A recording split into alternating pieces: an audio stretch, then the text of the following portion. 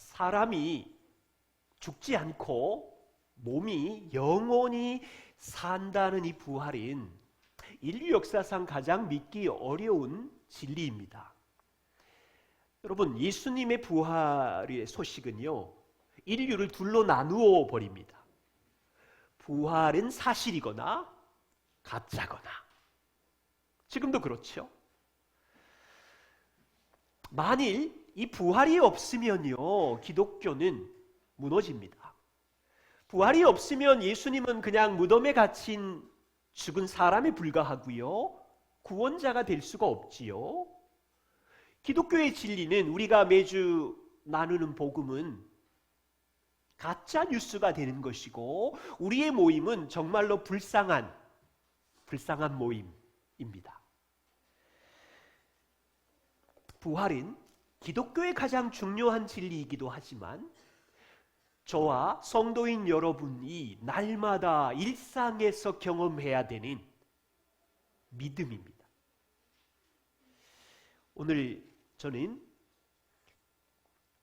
2000년 전 첫 번째 부활절을 보냈던 이분들을 소개하면서, 부활은 누구나 역사 속에 도저히 믿을 수 없는, 이성적으로 합리적으로 맞지 않는, 믿기 어려운 사건이라는 것을 먼저 나누고, 그런데 어떻게 2000년 전 초대 그리스도인들은 이 부활을 사실로 받아들였지? 그 이유를 나열해 보려고 해요. 그래서 어쩌면 우리 10대 자녀들, 초등학생 자녀들, 여전히 부활이 사실인가 의심하고 있는 교회 성도님들에게 증거 자료를 제시하려고 합니다. 그리고 이 부활의 사실이 우리 인생의 하루하루, 인생 속에 왜 능력으로 찾아오는지 함께 말씀을 통해서 살펴보겠습니다. 오늘 보세요. 요한복음 20장은 금요일 날 오후에 예수님이 십자가에서 돌아가셨습니다. 자, 요한복음 19장 38절에 보시면, 예수님이 운명하신 것을 확인하고 아리마대 요셉이 빌라도에게 찾아가서 예수의 시체를 달라고 요청합니다. 요한복음 19장 39절에 보면, 여러분, 요한복음 3장에 예수님을 밤에 찾아왔던 니고데모가 예수님이 죽었다는 이 사실을 알고 모략을 가져와서 예수의 시체에 바르고 유대 장례법대로 시신을 처리하고 아리마대 요셉의 무덤에 장사 지냅니다. 예수님의 죽음 확인 다 끝. 그리고 토요일이 지나고, 토요일은 안식일이에요. 그 다음날 주일날 아침에 안식 후 첫날, 막달라 마리아와 다른 여인 2명이 무덤에 찾아갑니다. 부활의 첫날. 여인들은 무덤에 도착하자마자 예수님의 무덤에 돌이 거의 1톤 가깝다고 하는데, 걱정하면서 올라갔는데 옮겨진 것을 보고 깜짝 놀라서 제자들에게 달려가서 말합니다. 예수님이 살아나셨어요 라고 말하는 게 아니라, 예수님 시신이 없어요. 누가 가져갔어요. 사람들이 예수님의 시신을 무덤에서 어디로 옮겼는지 모르지만 안 보여요. 여러분, 2000년 전 예수님의 부활을 처음 목격한 여인들은 예수님이 살아나셨다는 것을 믿지 못해요. 누가 훔쳐갔대요. 시신이 안 보인대요. 제자들은 어때요? 여인들이 전한 무덤이 비었다는 소식을 듣고 제자들은, 예수님이 우리가 함께 있었을 때 3일 만에 다시 살아나야 한다는 말씀대로 살아나셨나 보다, 이렇게 말하는 사람이 한 명도 없어요. 누가복음 24장 11절에 보면 11 제자들이 여인의 소식을 듣고도 허탄하다고 믿지 않는 거예요. 마리아의 소리를 거짓말이다, 허풍이다, 단체로 비웃는 거예요. 모두 다 무덤으로 달려가야 되는데 움직이지 않아요. 무덤에 달려간 사람은 베드로와 요한 둘뿐이었어요. 두 사람이 빈 무덤을 확인하고도 9절에 보니까 예수가 다시 살아나야 하리라는 말씀을 아직 알지 못하더라. 무슨 말이에요? 2000년 전 부활의 첫 번째 목격자들은 믿을 수 없었어요. 자기의 이성과 합리성으로는 이것은 터무니없는 사건이었기 때문에 허탄하다고 생각했어요. 1세기 유대인들, 로마인들에게 인간이 육체적 몸이 다시 살아난다는 것은 상상할 수도 없는 어처구니 없는 사실이었거든요.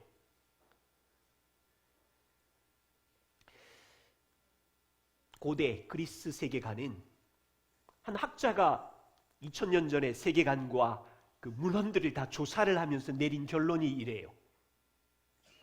사람의 육체가 죽으면 영혼이 떠나가죠. 그게 전부예요. 개인의 육체가 다시 살아나는 부활은 불가능해요. 지금도 마찬가지죠.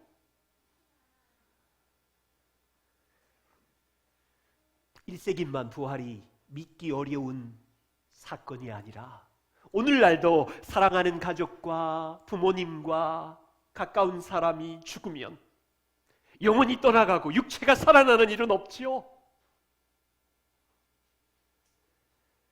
지난 150년 동안 수많은 지식인들과 자유주의 신학자들이 예수님의 빈 무덤과 부활을 이성적으로, 과학적으로, 학문적으로 동원해서 부인해버렸어요. 그래서요, 실제로 한 150년 가까이 학자들은 제자들이 예수의 시체를 도둑질하고는 부활했다고 헛소문을 퍼뜨렸다 주장했고요. 어떤 학자들은 예수가 죽지 않고 기절했을 거야 기절설을 주장했고요. 어떤 제자들은 단체로 얘들이 헛것을 본 환상설을 주장하면서 이성적이고 합리적이라고 말했어요. 부활은 이성적으로 이해가 되지 않기 때문에 지금도 도시 사람들은 별 이상한 이론을 다 동원해서 전설이네, 지어낸 이야기네. 여러분, 우리 중에도, 자녀들 중에도 나는 도저히 못 믿겠는데, 초대교회 때도 그랬어요. 예수의 부활을 좋아하지 않던 유대인 학자 요셉 클라우스너는 이렇게 말합니다. 만일 제자들의 시신도난설, 환상설, 예수의 기절설로 예수님의 부활을 부정한다면 이거야말로 더 웃기는 이야기다. 왜 그렇습니까? 아니, 그 겁쟁이 나약한 제자들이 퍼뜨린 이 거짓말, 조작된 이야기가 사라지지 않고 이스라엘을 바꾸고 로마를 바꾸고 역사의 1900년 동안이나 세상에 영향력을 끼치고 한두 사람이 아니라 수천 수억의 사람들을 속일 수 있단 말인가? 이게 진짜 꾸며낸 이야기라면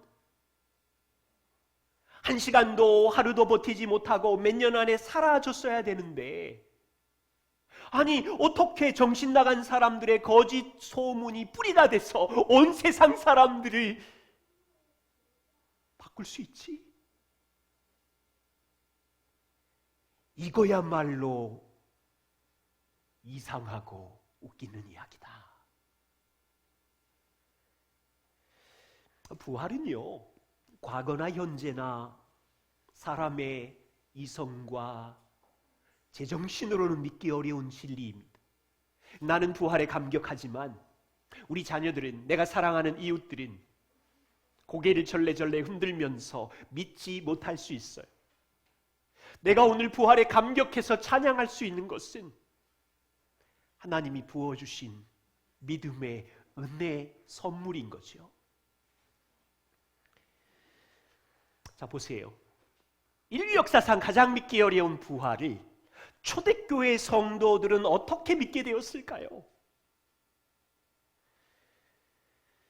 고대에도 부활이 터무니없는 세계관인데 이것이 사실이라는 것을 확증하려면 믿을 수밖에 없는 합리적인 증거가 필요한 거예요. 눈으로 보고 만난 경험적인 증거가 있어야 되는 거예요. 부활이 조작된 가짜 이야기가 아니라 역사적인 사실이라는 것을 증명할 수 있는 넉넉한 사례가 있어야 되는 거예요.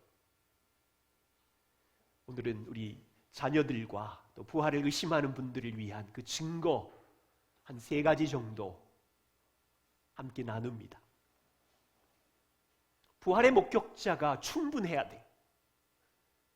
목격자의 수가 많으면 많을수록 사실의 신뢰성이 크겠죠. 두 번째는요, 목격자가 한 번만 경험한 것이 아니라 다양한 상황에서 부활의 주님을 만난 경험이 있으면 신뢰성이 크겠지요.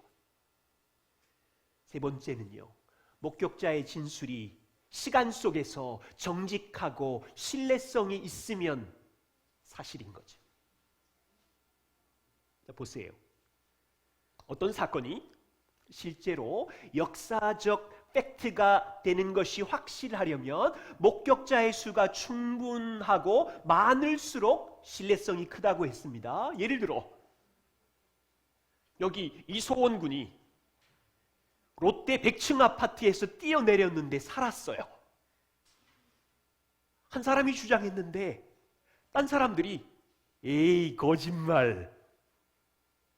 그런데 한 사람만 주장하는 게 아니라 여기 있는 100사람이 다 주장하면 이건 팩트인 거죠. 부활의 목격자는 한두 명이 아니었어요.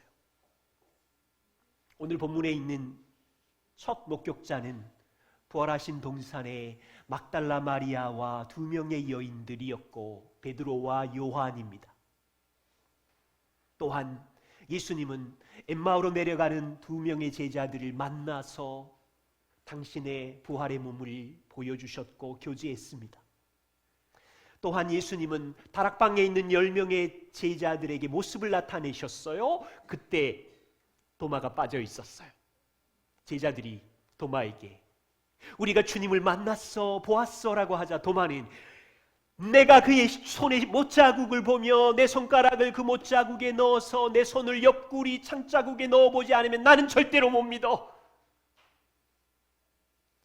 그러자 8일 후에 예수님이 다시 도마에게 나타나셔서 도마의 믿음을 세워주시죠. 여러분, 그 후에 예수님은 500명이 넘는 제자들에게 나타나시고 예수님의 친동생 야고보에게도 나타나시고 갈릴리 호수에 있는 제자들에게 나타나시고 사도행전 1장에 승천하실 때 제자들이 지켜보는 가운데 부활의 몸을 입고 하늘로 보좌 위로 올라가시고 이렇게 많은 허다한 부활의 목격자가 있기 때문에 초대 그리스도인들은 부정할 수 없었어요. 자, 예를 들어 봅시다. 고린도전서 15장 6절에 바울은, 여러분 고린도전서는요 예수님의 부활이 있고 AD 한 53년에 기록된 편지라고 학자들은 말해요. 그럼 부활 이후에 한 20년이 넘은 시간인데 바울이 성도들에게 이렇게 말합니다. 500여 형제에게 부활의 주님이 일시에 자신을 보이셨나니 그 중에 지금도 대다수가 살아있고 어떤 이들은 잠들었고. 여러분 500명의 목격자들 부활을 목격할 때는 그 사람이 어떤 사람이 30살이면 지금 20년이 지났어요. 50세가 됐는데도 부활의 주님에 대한 깊은 경험이 있는 거예요. 그분이 50살에 부활의 주님을 만났으면 지금 70이 넘는데도 부활의 주님에 대한 놀라운 경험이 있는 거예요. 예수님은 자신의 부활이 역사 가운데 얼마나 명확한 역사적인 사실인지를 세상에 알리려고 역사의 허다한 증인 500명을 긴 세월 동안 존재하게 두신 거죠. 두 번째는요, 부활을 경험한 이 장소와 상황이 충분한가입니다.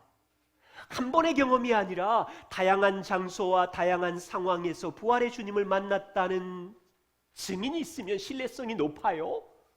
예를 들면 아까 이소원 군이 100층에서 롯데에서 떨어졌는데 살았어요. 이건 한 번의 경험이죠. 그런데 이소원 군이 뉴욕 엠파이어 빌딩에 올라가서 떨어졌는데 살았어요. 이소원 군이 중국 상하이 높은 100층 빌딩에 가서 떨어졌는데 살았어요. 파리 에펠탑에 가서 떨어졌는데 살았어요. 부산에 가서 떨어졌는데 살았어요.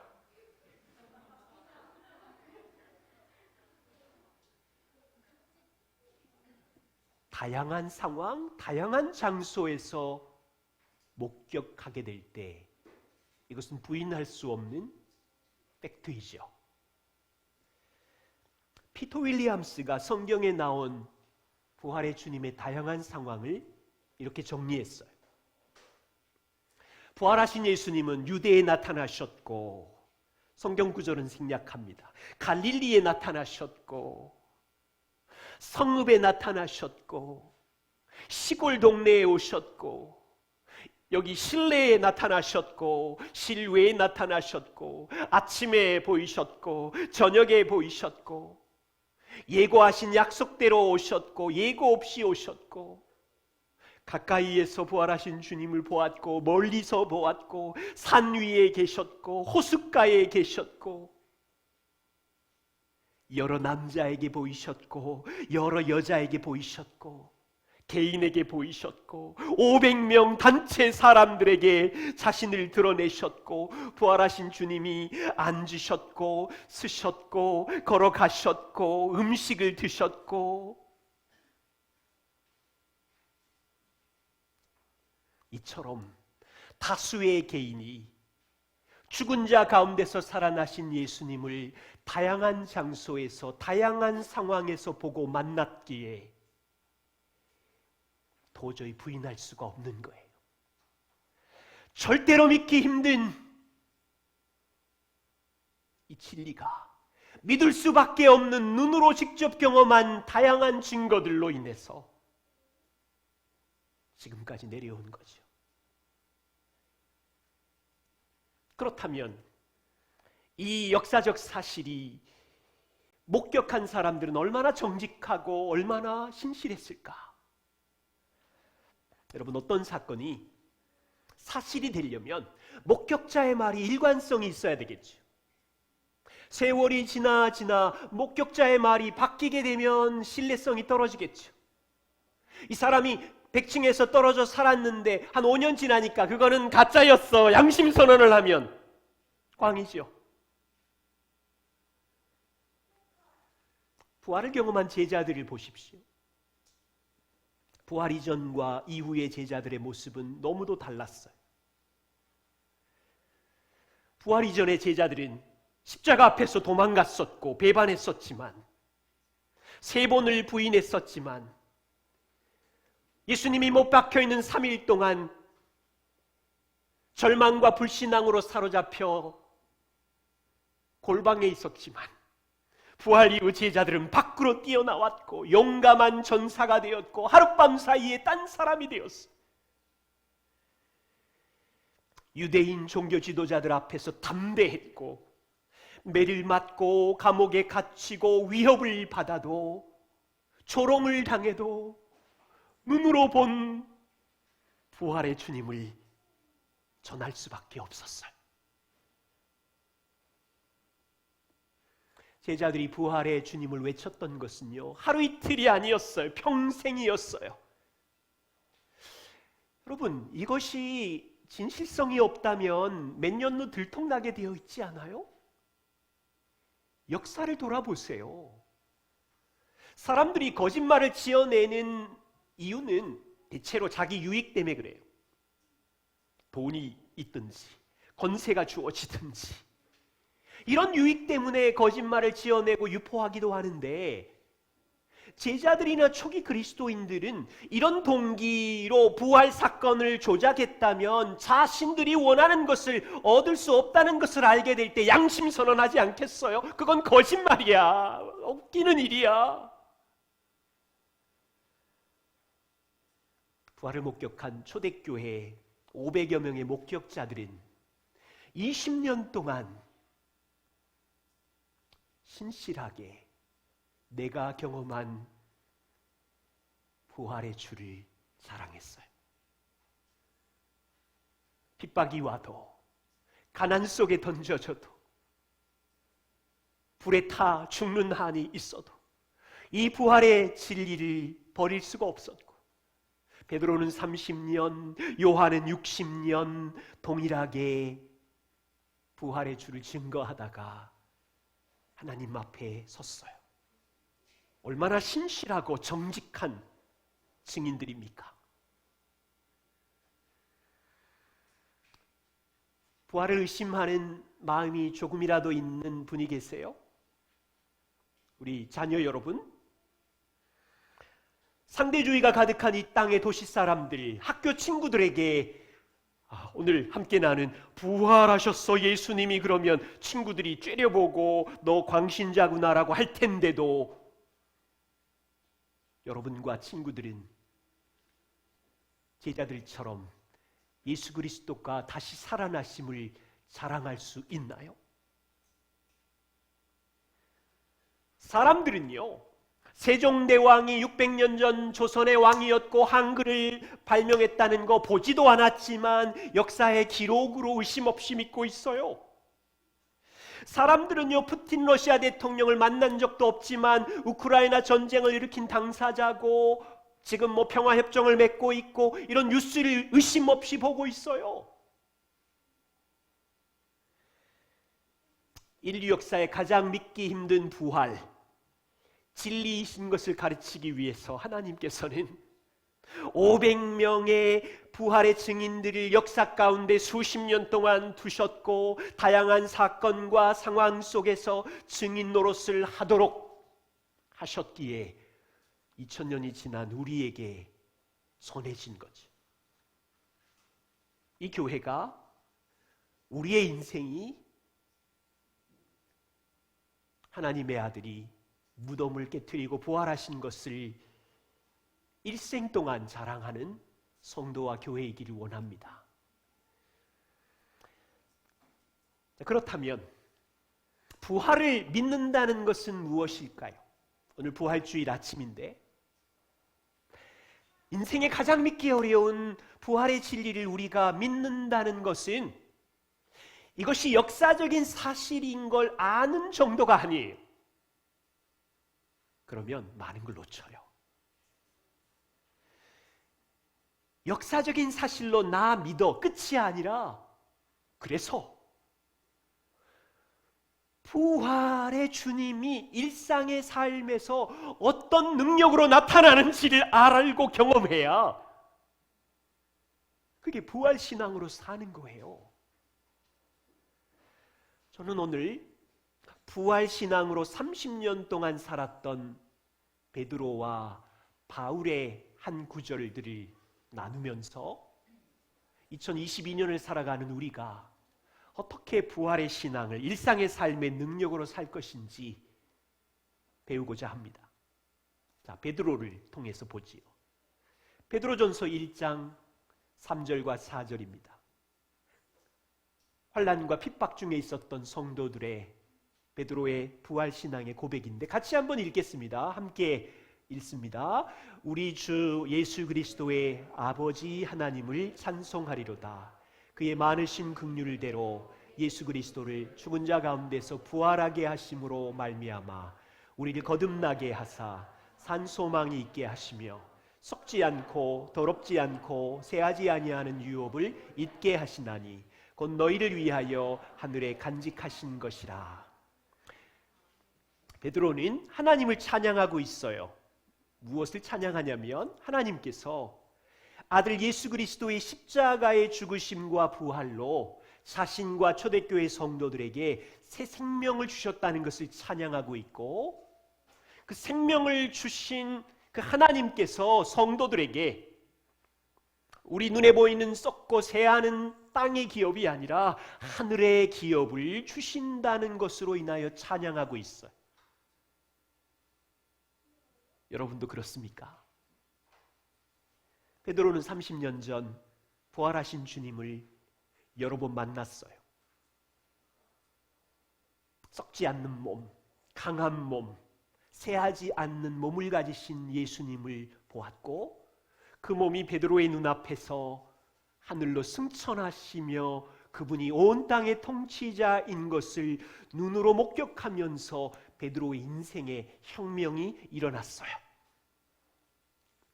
그때부터 베드로는 30년 동안 육신의 몸은 로마의 정부의 로마 황제의 치하에 있었지만 베드로의 인생 30년은 하늘에 부활하신 주님이 통치자요 역사의 주관자라는 것을 믿으며 초대교회 성도들을 섬기고 있었어요. 베드로의 30년의 현실은 로마 도시 사람들이 예수님을 믿는다고 광신자라고 조롱하고 핍박하고 있었지만 눈으로 본 부활의 주님을 자랑할 수밖에 없었어요. 핍박으로 인하여 집문서도 빼앗기고 자유도 잃어버리고 다 잃어버렸지만 그들은 썩고 새하는 기업이 내 것이 아니라 하늘에 썩지 않는 기업이 있고 나는 썩지 않는 부활의 몸 예수 그리스도의 몸을 입어서 영원히 산다는 믿음이 있었어요. 여러분, 오늘 부활주일인데요, 초대교회 성도와 같이 부활의 신앙이 있으신가요? 아니면 기독교는 잘 먹고 잘 살게 하고 성공해야 되는데 나는 왜 이렇게 초라해졌을까? 지금도 당황스러우신가요? 만일요, 부활의 예수님을 믿는 이유를 땅의 도시 사람들처럼 부귀영화로만 붙잡고 있다면 여러분과 우리는 길을 잃어버린 거예요. 복음을 진짜 초라하게 만들고 있는 거예요.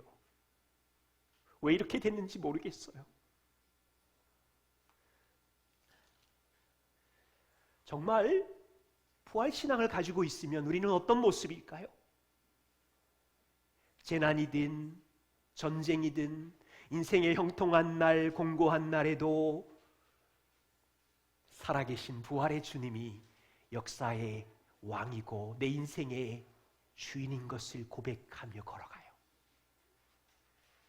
인생의 시즌에 가난이 몰려와도 잠시 나의 선택과 실수, 이웃의 선택과 실수로 재산을 잃어버려도 나의 기업은 썩지 않고 새하지 않는 하늘에 있다는 소망 때문에 땅의 억만장자가 가지는 부유함보다 더 깊은 부유함을 가지고 살 수 있어요.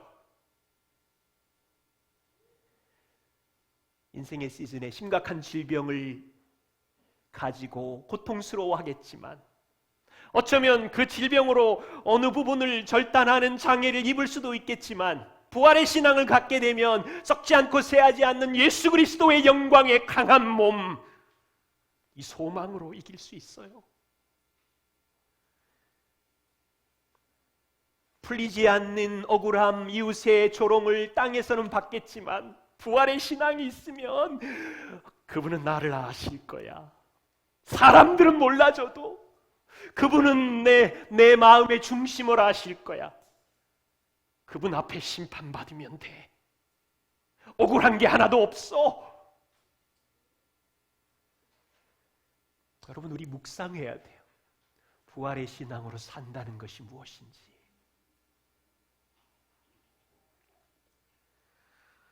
부활의 신앙을 가진 바울의 한 구절을 통해서 배우고 싶어요. 빌립보서 3장 10절입니다. 바울은 이렇게 고백해요. 내가 그리스도와 부활의 권능과 그분의 십자가의 고난에 참여함을 알고자 하여. 지금 이 빌립보서는 바울의 마지막 죽음을 앞둔 감옥에서의 서신이거든요. 감옥에 있으면 어떤 기도를 해야 될까요? 주님, 저 좀 자유하게 해주세요. 저 억울해요. 왜 여기 있어요? 그런데 바울의 인생의 목표가 이 한 구절에 있어요.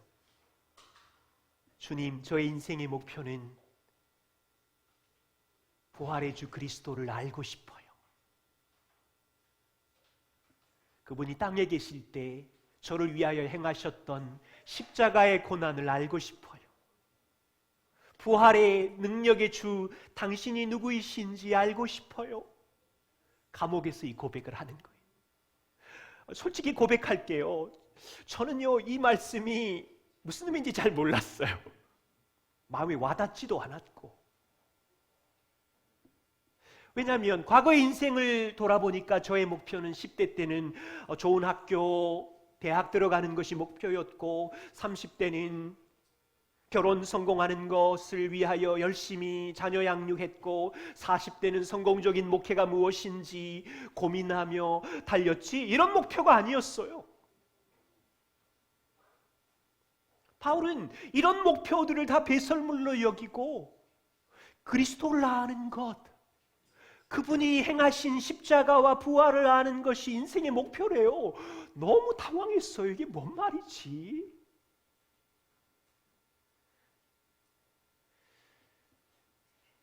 자, 단순하지만 다메섹에서 부활의 주님을 만나기 전과 다메섹에서 부활의 주님을 만난 바울의 30년 동안을 돌아보십시다. 바울은 다메섹에서 부활의 주님을 만나고 그때부터 주님과 동행하며 주님을 알아가면서 이 소원이 생긴 거예요. 죽기 전에. 바울은 과거에요,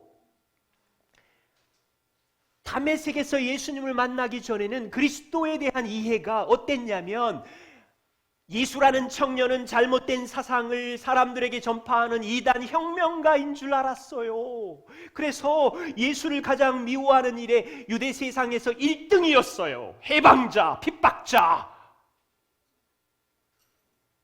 그런데 다메섹에서 부활의 주님을 만나자 이단 혁명가가 아니라 하나님의 아들, 왕이라는 사실을 알게 된 거예요. 충격이지요.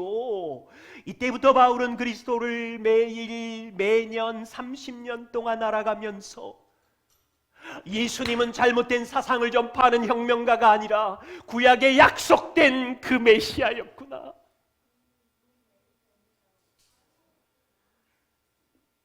그분은 왕이었고, 바울은 인생에서 그리스도를 알아가며 놀라고 충격을 받고. 여러분, 주님을 만난 지가 언제세요? 그분이 누구신지 알아가고 있나요? 저는 과거에 예수님이 도덕 선생인 줄 알았어요. 진짜로 감당할 수 없는 좋은 말 많이 하시는. 지금은 그분이 저의 인생의 목자세요. 주인이세요. 그분을 알아가는 일이 너무 달콤해요. 보세요. 바울이 과거 다메섹 예수님 만나기 전에 십자가 위에 죽은 예수는 그의 인식에 하나님께 저주받아서 죽은 자였어요. 그런데 그날 부활의 주님을 만나고 30년 동안 십자가의 죽음과 고난을 알기를 원했어요. 그 죽음은 그 사람의 저주가 아니었고 내가 마셔야 되는 하나님의 진노의 형벌인데 하나님의 아들이 대신 맞은 거예요.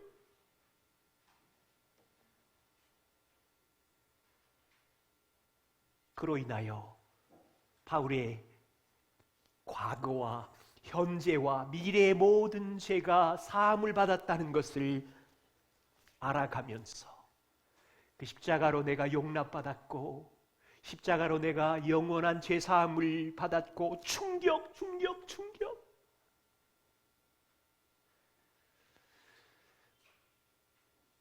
여러분은 주님을 만난 이후에 십자가의 고난의 의미를 더욱 알아가고 계시는가요? 지금 돌아보니까 과거에는 한 1%밖에 이해를 못한 것 같아요.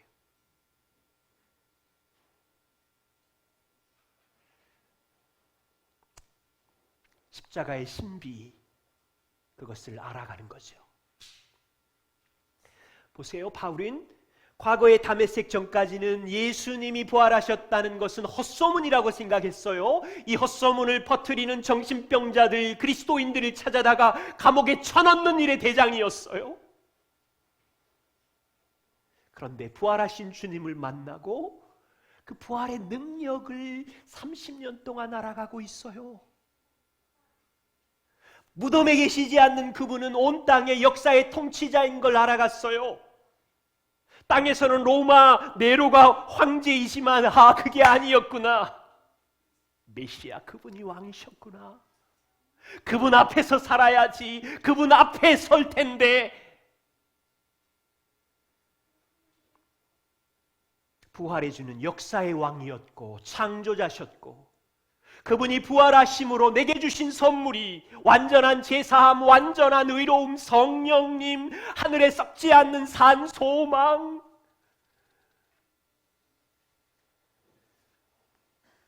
여러분, 이런 부활의 능력을 알아가는 일은요, 도시 사람들은 하나도 몰라요. 관심도 없어요. 자기의 힘과 노력으로는 얻을 수 있는 것이 하나도 없어요. 근데 바울은 30년 동안 그리스도를 이해해가면서 알아가면서 하나님 아들이 행하신 십자가의 고난과 그분의 다시 사심이 나와 어떤 연관이 있는지, 교회 성도들과 어떤 연관이 있는지 그 능력을 알아가면서 감옥에서도 기뻐하고 있고 찬양하고 있고,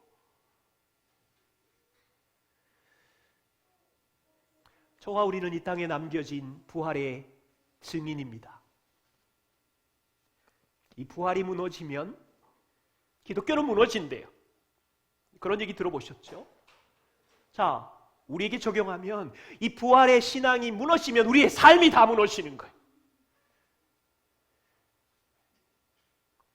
저와 우리에게 부활의 신앙이 없으면 삶이 무너져요. 부활의 신앙이 있으면 절망의 역사 속에서도, 가난해도, 오해받아도, 약해져도 베드로처럼 하늘의 영원한 소망으로 넉넉히 이길 수 있어요. 부활의 믿음이 있으면 역사의 혼돈, 환란 속에서도 왕이신 그분과 교제하면서 그분을 알아가고 살아갈 수 있어요.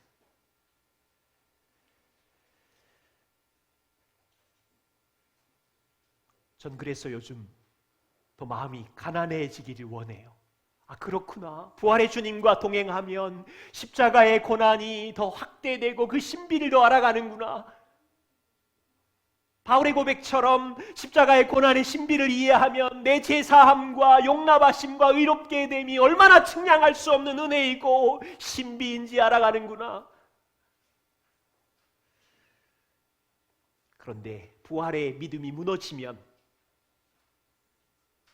왕이 없는 거예요. 자기 소견에 오른 대로 행하는 거예요. 인생에 자기 감정과 느낌이 그냥 주인이 되어서 사는 거예요. 두려워할 자가 없는 거지요. 땅의 사람들처럼 썩어지고 새하여지는 것을 위하여 살아가는 존재일 뿐이지요. 불쌍하잖아요.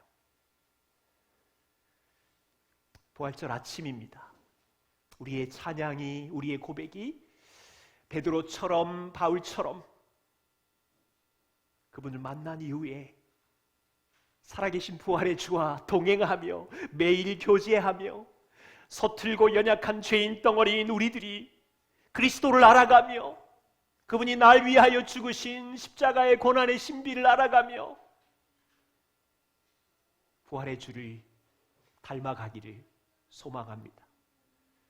우리 자녀들에게는 이것이 무슨 의미인지 교회를 통해서, 부모님을 통해서 배우고, 부활은 역사적인 사실이 맞구나 확인하면서 저와 우리의 인생에 이 주님을 자랑할 수 있기를 소망합니다. 기도하겠습니다.